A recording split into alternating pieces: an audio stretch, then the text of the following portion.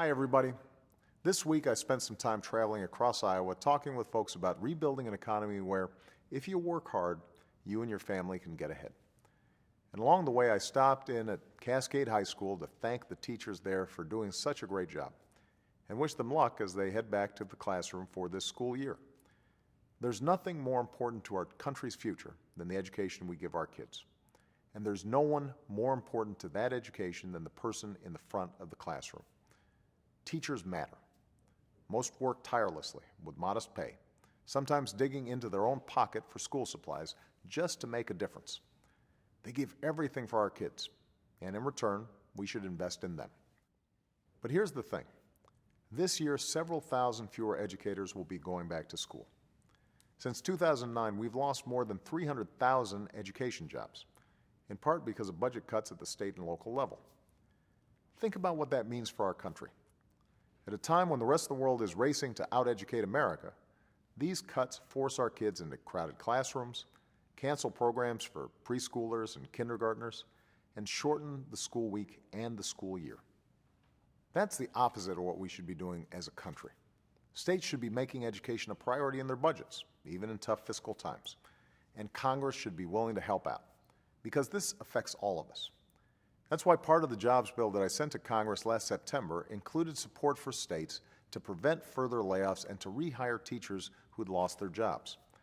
But here we are, a year later, with tens of thousands more educators laid off, and Congress still hasn't done anything about it. In fact, the economic plan that almost every Republican in Congress voted for would make the situation even worse. It would actually cut funding for education, which means fewer kids in Head Start, fewer teachers in our classrooms, and fewer college students with access to financial aid, all to pay for a massive new tax cut for millionaires and billionaires. That's backwards. That's wrong. That plan doesn't invest in our future, it undercuts our future.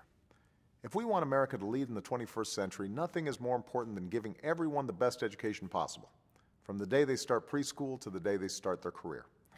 That's why we launched a national competition to improve our schools. And for less than 1% of what our nation spends on education each year, we've encouraged almost every state to raise their standards. The first time that's happened in a generation. That's why we've invested in math and science education and given states more flexibility on No Child Left Behind. And that's why we've reformed the student loan program to put students before big banks and increased financial aid for millions of young people.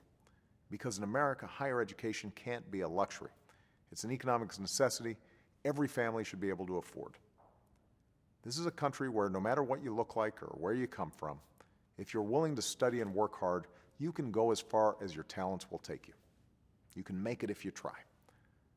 I am only the President of the United States today because of the chance my education gave me.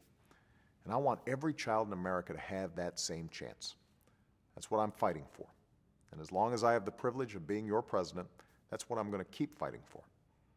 Thanks, and have a great weekend.